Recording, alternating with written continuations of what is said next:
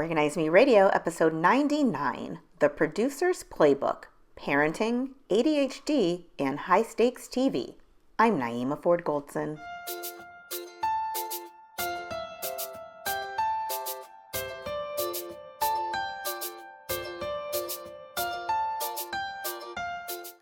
Hi, everyone. Welcome to Organize Me Radio. I'm Naeemah Ford Goldson, and today's guest is a senior producer at Court TV. He also just happens to be my husband. Please welcome Eric Goldson. Welcome, Eric. Thanks for having me on, Naeemah. You look great. I've never been on a podcast with such a pretty host. Oh my God, flattery will get you everywhere. Okay, well, almost everywhere. So, Eric, you were my very first guest on this podcast. When I was testing it out, I was like, I wonder what it would be like to interview people. Let's test it out. Let's talk about the holidays and the traditions that we do and all that fun stuff. And so you were the first guest, and now you're the very last guest because I am ending Organize Me Radio at 100 episodes. So how does it feel to be my very first guest and my very last guest? The first shall be last. Well, I feel honored. Congrats to you for getting through what will eventually be 100 episodes, this being number 99. I promise to have more energy on this podcast than I did on the first one, now that I know you mean business. So I feel honored, and I'm happy to help in any way I can. It only took 99 episodes to get there to know that I mean business. But anyway, let's just jump right in. So we are talking about your role as a senior producer, as a news producer, but also having an ADHD diagnosis and being a dad, being a husband, a dad of a special needs child. So first, let's talk about your role at Court TV. Tell everybody what it is that you do. Well, I'm a senior producer for Core TV. Specifically, I'm the showrunner for the morning show.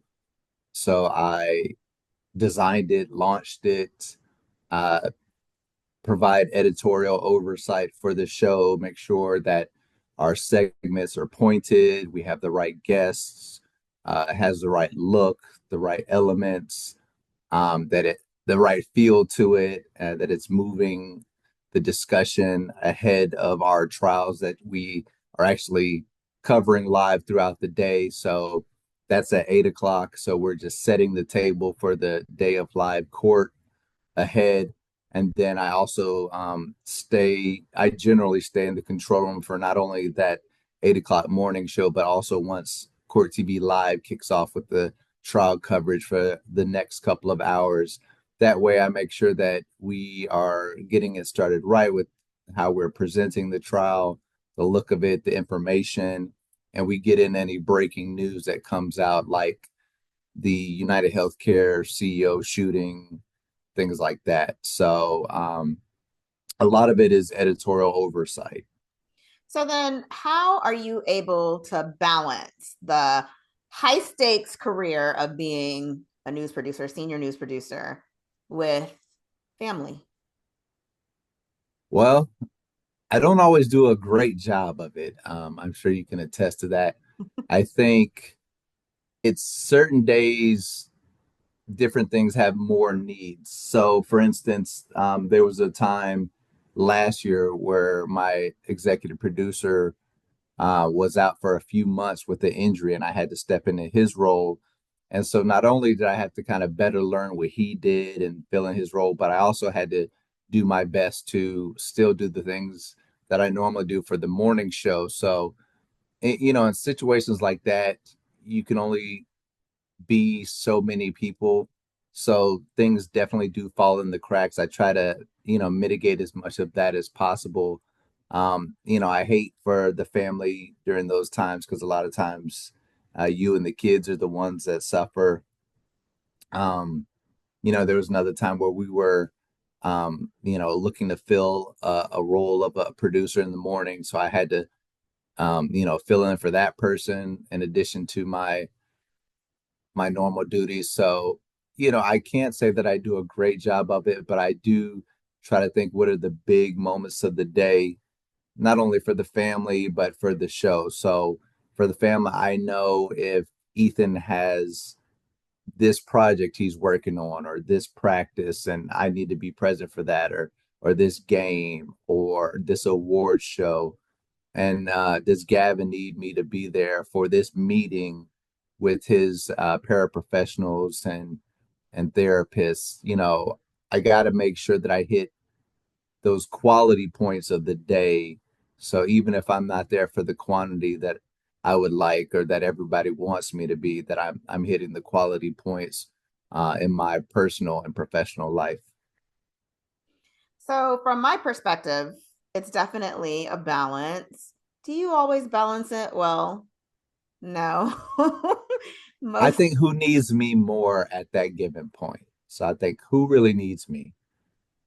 That's a tough one because I feel like with having a family, like you said, we're kind of the ones that get the short end of it. So it's like you give your all at work, and then when it comes to family, we're kind of hanging down here. And it's like, oh, well, Naeemah can do it. Or, oh, they need me more at work. So I'm going to give this much. So I feel like there's a way that you can balance it. So we're not feeling neglected. So we're not feeling like we're getting the short end of the stick. So I don't feel like, I'm taking on this, and that, and all that stuff. But with all that, you have ADHD as well. So that plays a role into it also.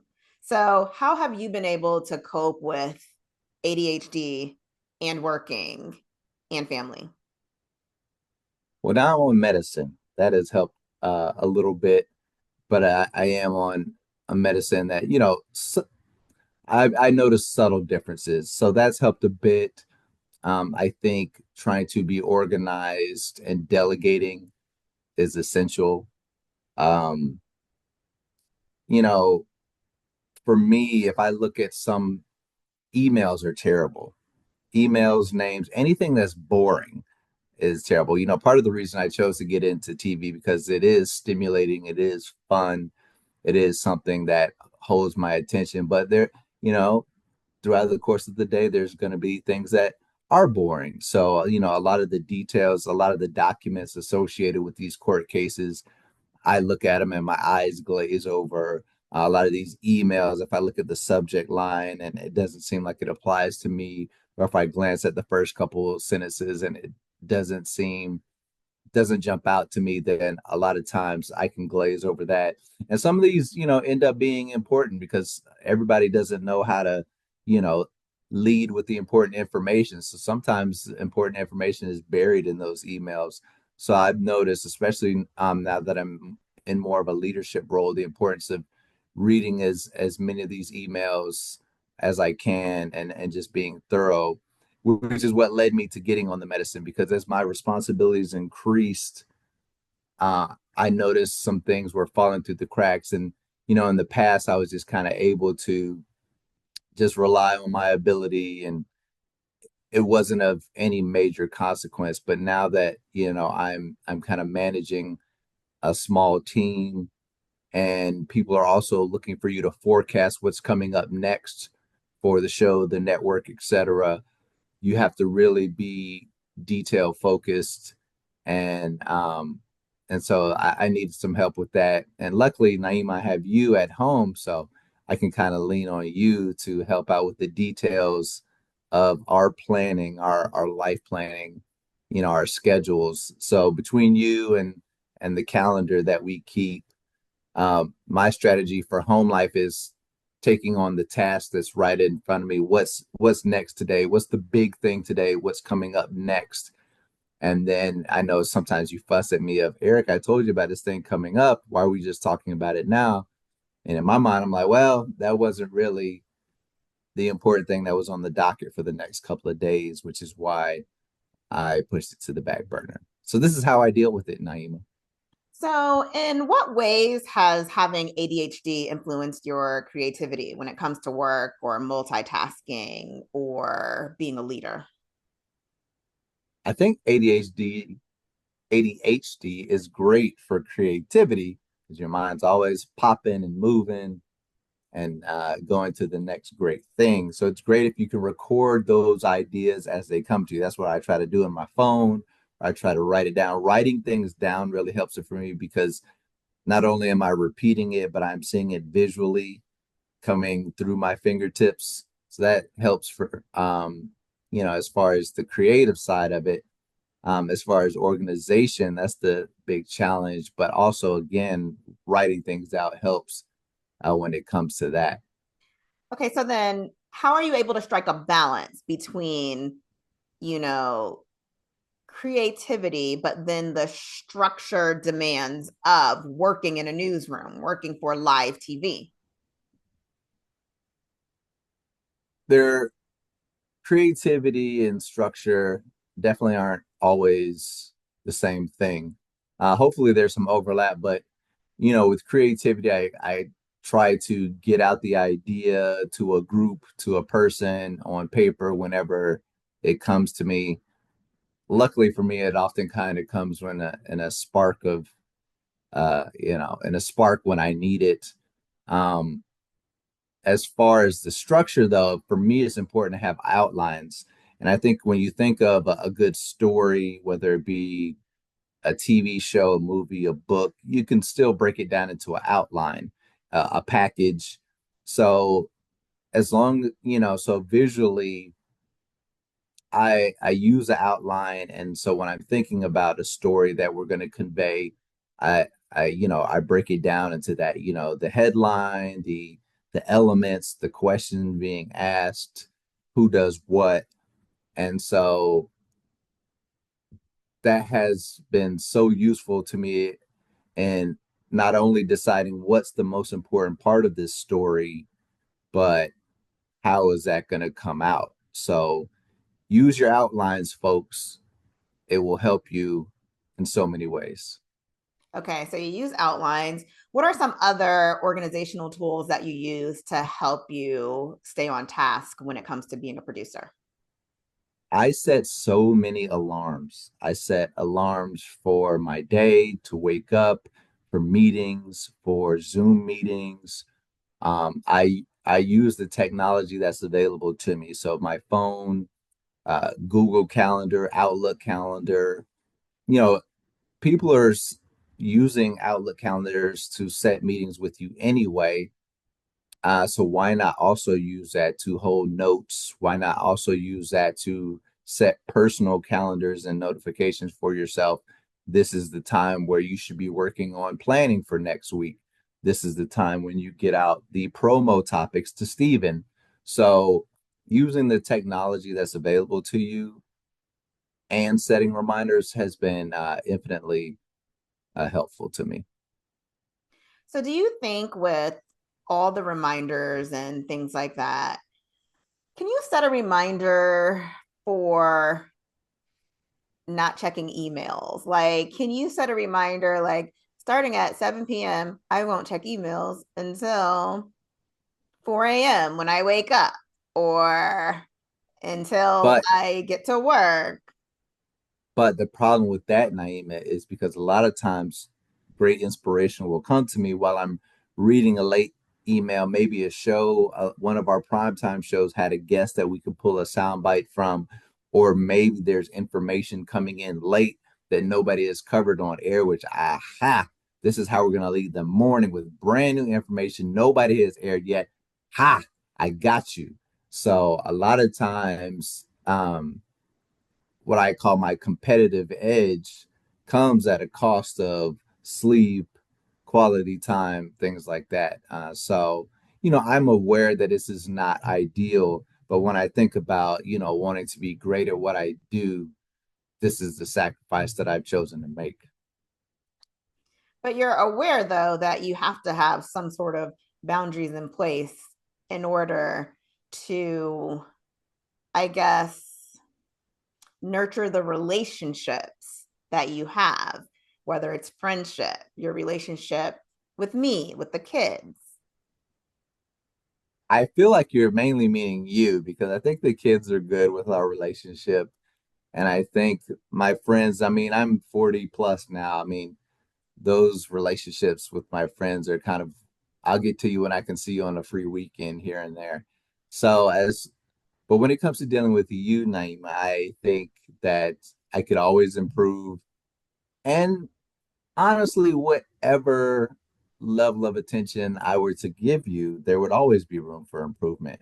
So with that in mind, why not control what I can control?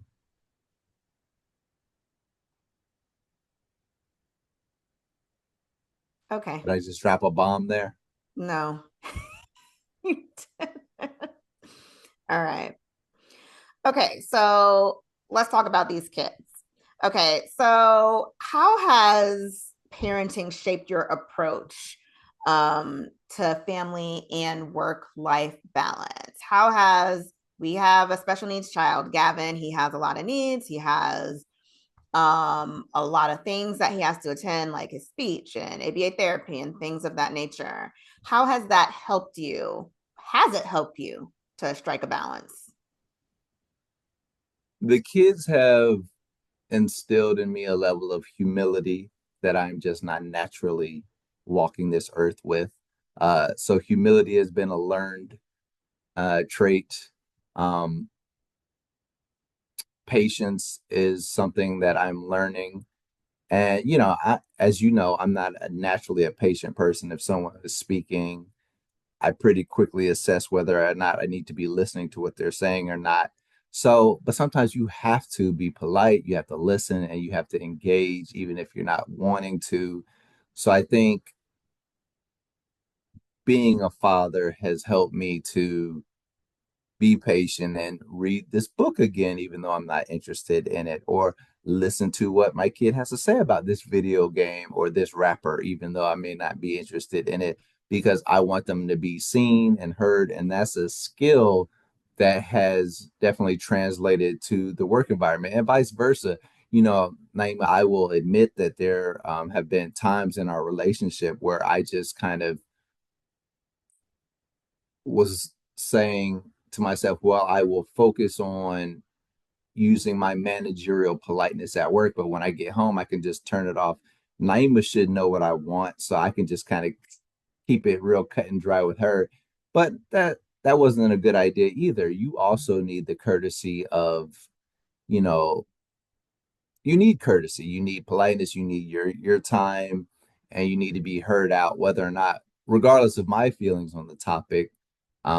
So the same type of respect I give people at work because I'm worried about human resources, I should be giving you that respect because I'm worried about the longevity of our relationship. So that was something that I had to learn over time. So I think the thing with family and my career is they've helped each other in the sense of learning to deal with people. I think I'm naturally a pretty direct person.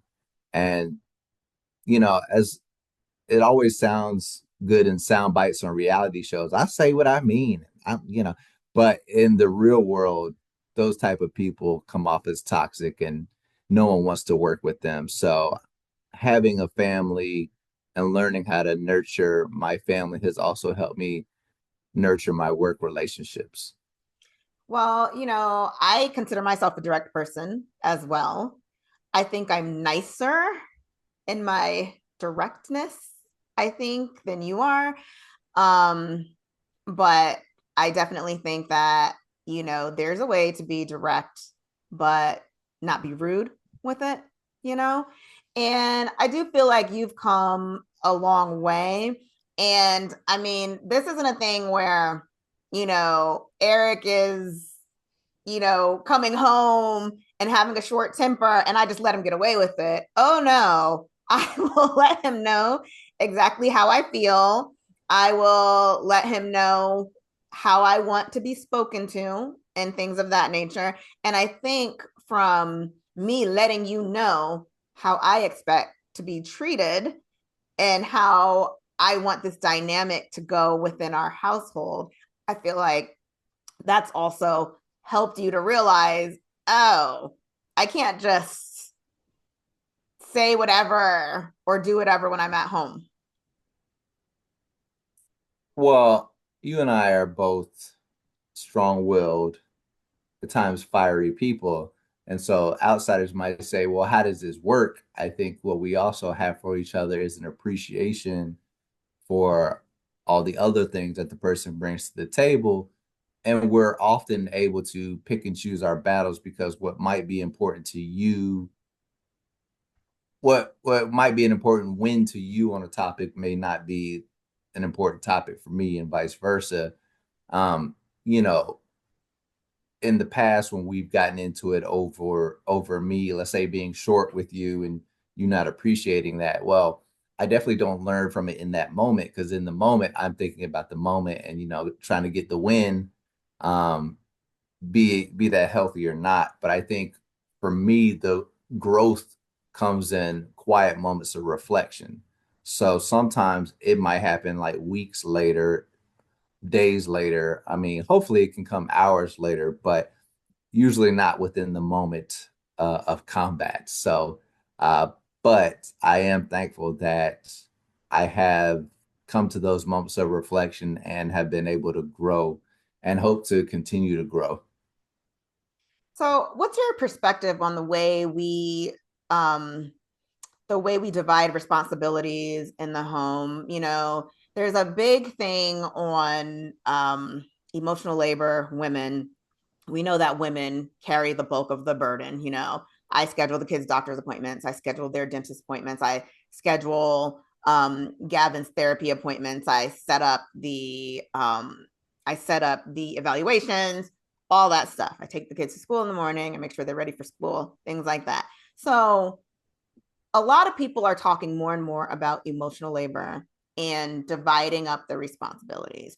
Now, I will say with you, Eric, ever since we've been parents, we have divided up responsibilities. So I haven't always felt like I'm doing everything. I do feel like I do the bulk of it, but I haven't felt like I do everything. And I remember when I put Ethan in some whatever that natural preschool or that nature preschool that we put him in for a little bit, where he was in there for like Like maybe a day. it was like a couple months. But some of the mothers I'd have conversations with, and I'd say something like, "Oh yeah, my husband will give my son a bath," and they'll be like, "What? Your husband gives your kids baths? My husband doesn't do that, and he's never done it," and things like that. So I feel like we've always done a pretty good job of dividing up responsibilities. What's your thought on that? Well, that makes me feel good to hear you say that, because you usually tell me that it's not enough on my end. But I think you will recognize that when you include our work schedules, I think it's pretty much divided as good as it can be. I do pick up the kids quite a bit. I do take them to extracurriculars often. I put Gavin to bed uh, every day that I'm able. So, I think we've done a good job of it. I am aware of, the emotional labor because I go through it as well. So I'm aware of it, and I hope to help out as much as I can. And I think as a couple, we've done probably about as good as I could expect anybody when it comes to the division of those tasks and emotional labor. So, how do you decompress after intense days of work? Because there are some times where you come home and you're just done. Um, how do you maintain self-care? I know for me, it's a non-negotiable for me. Like for the past few years, it's like, nope, I'm doing this for myself and we'll figure everything else out. What do you do for self-care? What would you prefer to do for self-care if it's not something that you practice right now? So I wish my self-care was some healthy, great thing, but it's not. Particularly if I have a stressful day, I just want something to make me feel good quickly. So usually that's eating a snack or two or three or four. Um, and being that we have in a house with kids, usually it's these little processed food snacks that they have around or something sweet. Um, I often, to let my mind unwind, I have to just watch mindless YouTube videos of, dogs hunting a rabbit, or reality TV show recaps, or Uncle Shay Shay on his podcast talking to people. So it's pretty random, but it's mindless stuff that I'm using to just unwind and not think about the have to do's. And what I would like for it to be is more walks, more lifting weights, more healthy snacks, but that's still, a work in progress. Means if I could do all that, I would be a perfect man. And, I just don't know that that's possible. It's not. I don't necessarily think you'd be a perfect man. You'd be a perfect man in your eyes, I think, but only in your eyes. So, what have your experiences taught you about adaptability and resilience? Adaptability and resilience go hand in hand. In order to be successful, you have to adapt. And in order to be successful, you have to be resilient. You are going to experience failures, as painful as they are. When I think about like past failures, that's the stuff that I remember the most. I don't remember the wins as much as the losses, but being resilient through those losses is the important way you get to the next win. And adaptability is also going to be, what you need to have in your toolkit.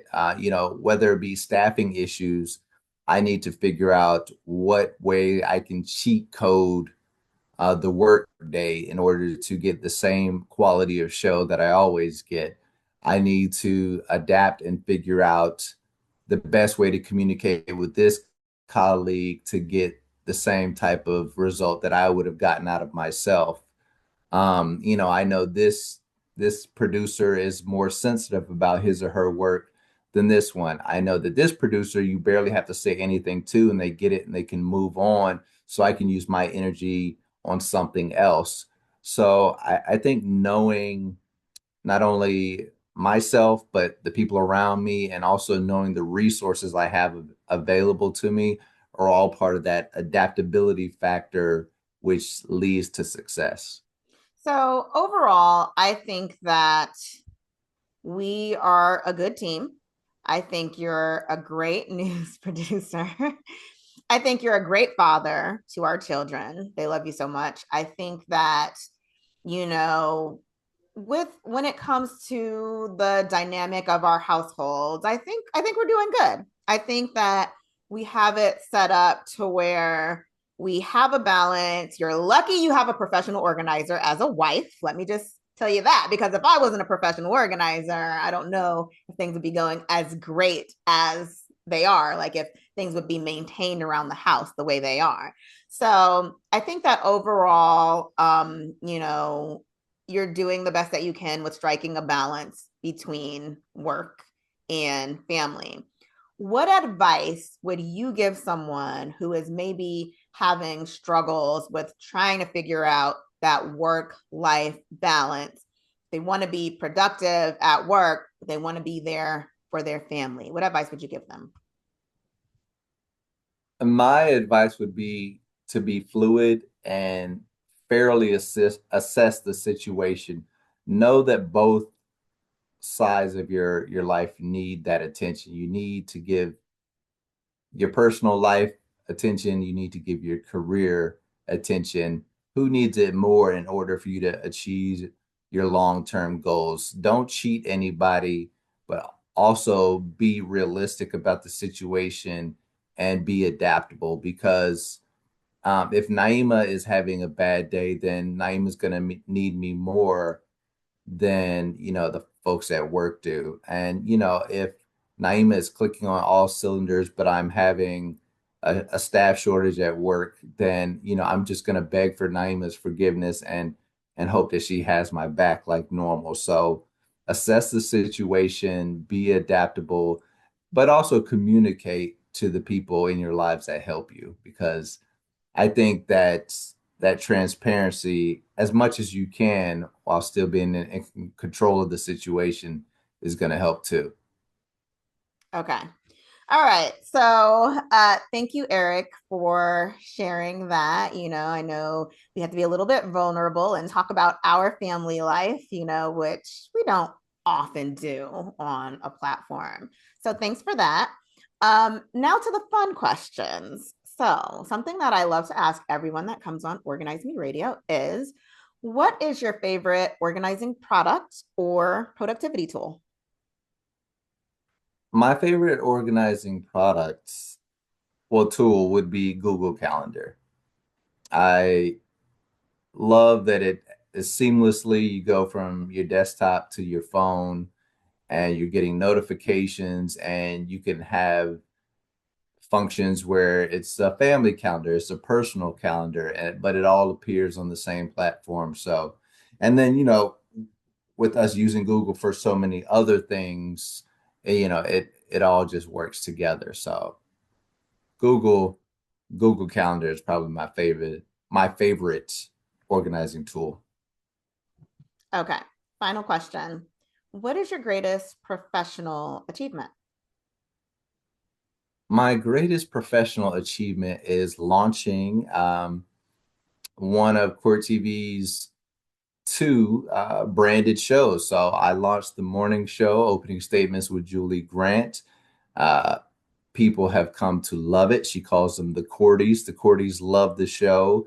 When you look at the show, uh, I had a lot to do with how it looks, how it feels, the segments, how everything flows. And even if you are watching Court TV during the day, say you want to follow the trial of Alec Murdoch or Amber Heard or the latest Scott Peterson update, a lot of what you're seeing is because Eric Goldson came to Court TV 3 years ago and decided, hey, maybe it should look more like this. So I'm glad to be working for a place that is appreciative of my talents and has let me use it on air.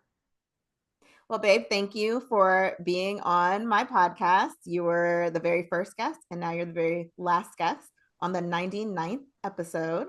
Thank you. Thank you. Grand opening, grand closing. Thank you for having me on the show. I appreciate it. And congratulations to 100, which your viewers will see coming up next, right? Yep. Thanks, babe.